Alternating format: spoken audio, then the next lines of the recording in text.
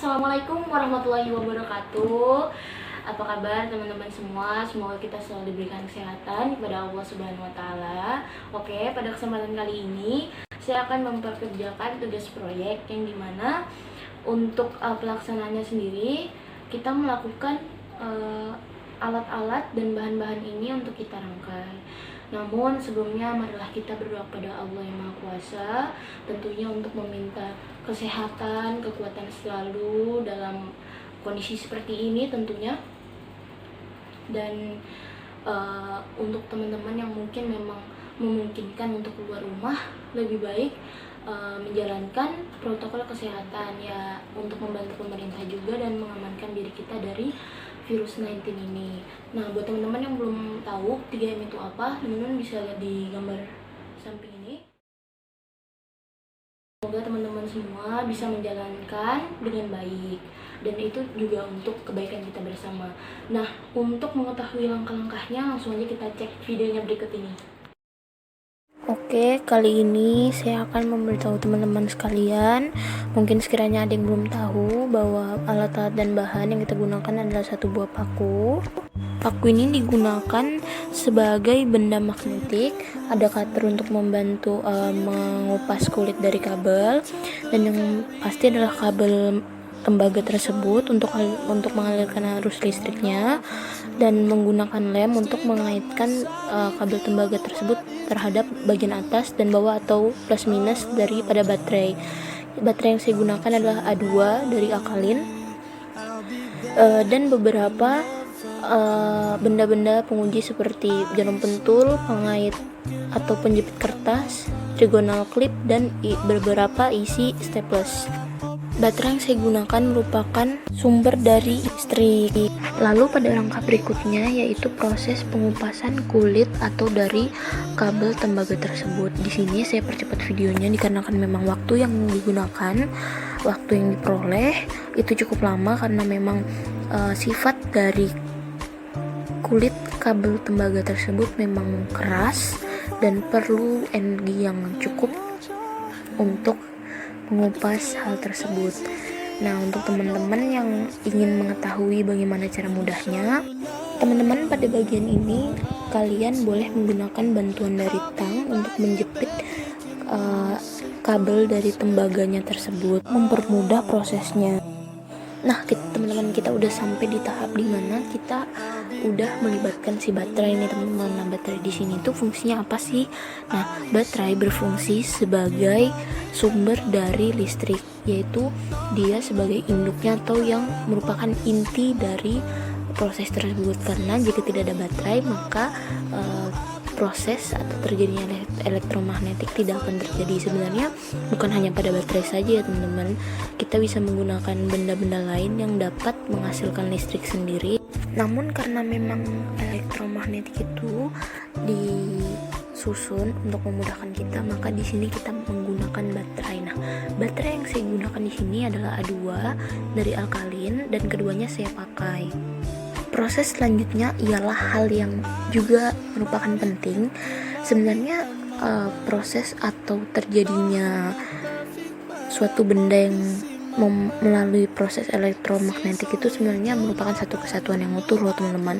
Karena memang jika tidak ada satu, maka tidak bisa bekerja semuanya. Jadi seperti tidak ada baterai, maka tidak ada yang mengaliri. Ketika tidak ada kabel tembaga, maka tidak ada yang meneruskan. Dan jika tidak ada paku, maka tidak ada benda yang digunakan untuk pembuatan magnet atau hasil dari magnetnya itu untuk menarik sebuah benda yang memang biasanya memang terbuat dari besi dan baja aluminium. Namun dari beberapa benda-benda tersebut memang ada yang bersifat seperti ferromagnetik. Buat teman-teman yang belum tahu ferromagnetik itu apa, ferromagnetik itu adalah benda-benda yang dapat ditarik kuat oleh magnet dan merupakan kelompok benda yang kita sebut sebagai ferromagnetik. Nah, apa aja sih? Misal kayak besi, baja, kobalt, dan nikel. Dan ada juga benda-benda yang ditarik lemah, dapat ditarik namun lemah oleh magnet, termasuk kelompok benda paramagnetik, misalnya seperti magnesium dan litium. Namun juga ada benda yang tidak sama sekali tidak dapat ditarik oleh magnet, dan benda tersebut dapat kita katakan kelompok benda diamagnetik atau semisal perak, emas, tembaga, dan bismut. Ini merupakan proses yang cukup panjang karena memang kita memerlukan waktu untuk pelilitannya, karena memang kabel tembaga tersebut bukanlah suatu benda yang sifatnya mudah teman-teman untuk dibentuk. Nah, kita kembali lagi nih terhadap kelompok benda diamagnetik. Kan tembaga termasuk ya teman-teman kepada kelompok benda yang tidak sama sekali tidak dapat ditarik oleh magnetik. Nah, makanya itu mengapa peran kabel tembaga di sini hanya sebagai pengaliran arus listrik aja nih teman-teman. Proses yang saya tampilkan tersebut merupakan proses membuat magnet secara elektromagnetik. Elektromagnetik yaitu salah satu cara membuat magnet yang mengalirkan benda magnetis dengan arus listrik teman-teman. Pada langkah selanjutnya merupakan hasil dari proses pembuatan magnet secara elektromagnetik dengan 10 lilitan nih teman-teman. Wah, nggak kerasa ya teman-teman, kita udah sampai di titik pembuatan magnet secara elektromagnetik dengan 20 lilitan nih teman-teman. Nah, jadi gimana ya? Sepanjang apa ya kabel tembaganya? Nah, teman-teman di sini hanya memerlukan sekiranya 30 sampai 40 cm aja nih teman-teman. Pada tahap ini kita juga melakukan tahap yang berulang, yaitu pengupasan kulit pada kabel tembaga teman-teman. Nah, di sini untuk sekali lagi ya, untuk mempermudah kita mengupas kulit dari kabel tembaga tersebut, kita menggunakan bantuan dari tang, dan itu sangat-sangat membantu karena tang berfungsi sebagai penahan atau penjepit dari kabel tembaga tersebut agar tidak susah dalam pengupasan kulit kabel tembaga tersebut teman-teman. Namun memang benar nih teman-teman, tidak bisa untuk dipungkiri bahwa penggunaan tang hanya dapat kita lakukan ketika sudah ada kulit kabel tembaga yang terbuka. Maka dari itu kita baru bisa untuk melakukan penjepitan terhadap kabel tembaga tersebut dan membantu kita untuk mengupas kulit dari kabel tembaga tersebut teman-teman. Teman-teman bisa langsung cek aja ya sampai akhir videonya. I'll be right here, baby, you know, sink or swim. Oh, don't you worry, I'll be there whenever you want me. I need somebody who can love me at my worst. No, I'm not perfect, but I hope you see my worth. 'Cause it's only you, nobody knew I put you first. And for you, girl, I swear I do the worst.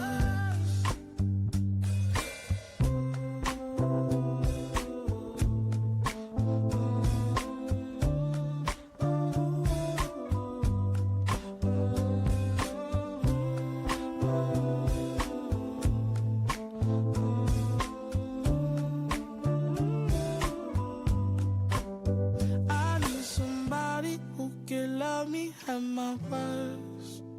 No, I'm not perfect, but I hope you see my worth. 'Cause it's only you, nobody knew I put you first. And for you, girl, I swear I do the worst. Somebody who can love me at my worst.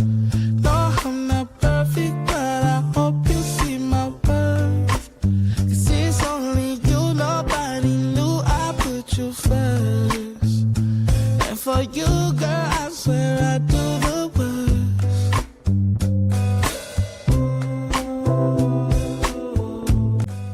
Nah, kita juga melakukan pengulangan proses terhadap percobaan pembuatan magnet dengan cara elektromagnetik dengan 20 lilitan teman-teman. Tapi ini kurang lebih ya teman-teman, karena kita juga memang harus bisa mengukur apakah antara panjang untuk penyambungan terhadap sisi positif dan negatif pada baterai itu sama, Dan video tersebut juga saya percepat karena memang memerlukan waktu yang cukup lama, sehingga saya mempercepat video tersebut untuk memotong waktu atau mempersingkat waktuku. Nah teman-teman, pada tindakan berikutnya ini merupakan hasil dari pembuatan magnet secara elektromagnetik dengan 20 lilitan nih teman-teman. Jadi teman-teman bisa langsung lihat aja itu hasilnya dari 20 lilitan terhadap paku yang kita gunakan untuk percobaan kedua pada proses pembuatan magnet secara elektromagnetik. Nah, teman-teman, ini merupakan hasil dari proses yang kita lakukan tadi, teman-teman. Nah, di sini teman-teman bisa lihat dan kita bisa menarik kesimpulan bahwa ketika lilitan pada paku yang dilakukan oleh kabel tembaga semakin padat, semakin banyak, maka dia mempunyai kekuatan atau power untuk menarik benda yang diuji tersebut.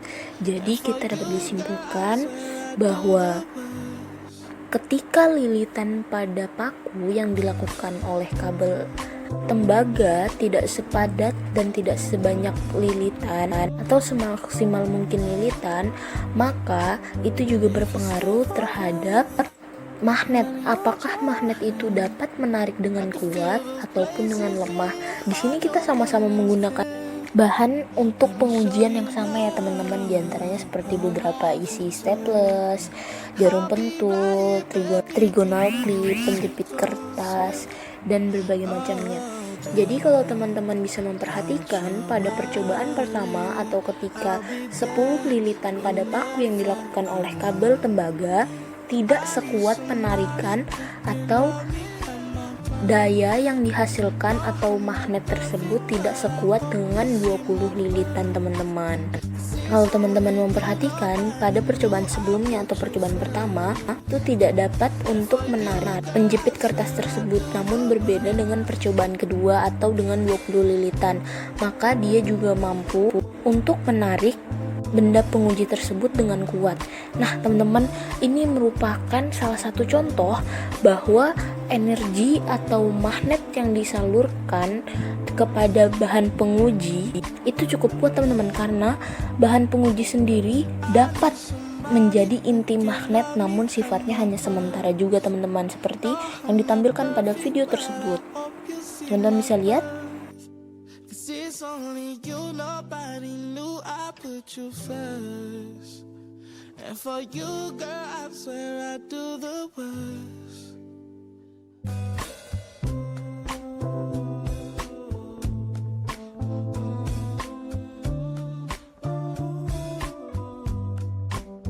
If you stay forever, let me hold you.